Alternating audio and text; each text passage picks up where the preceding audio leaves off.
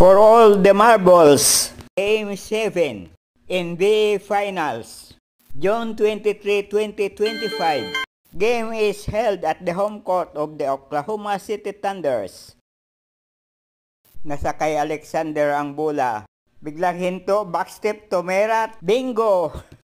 Pasok sa loob, pinasa kay Naismith, nag-layup, sinupalpal ni Holmgren. Nakuha pa ang bola, ipinasa kay SGA.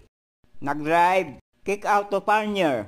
Tumira ng Chris, pasok na naman. Na-rebound ng Pacer ang bola.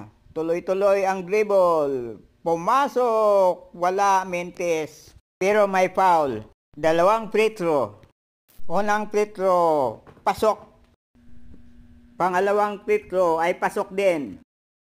Shai Gilgeous-Alexander tumira ng malayo, Mentes. Nembhard, tuloy-tuloy na pass break at naipasok. 2 points. Shai Gilgeous-Alexander, jump shot at na-foul. Dalawang free throw.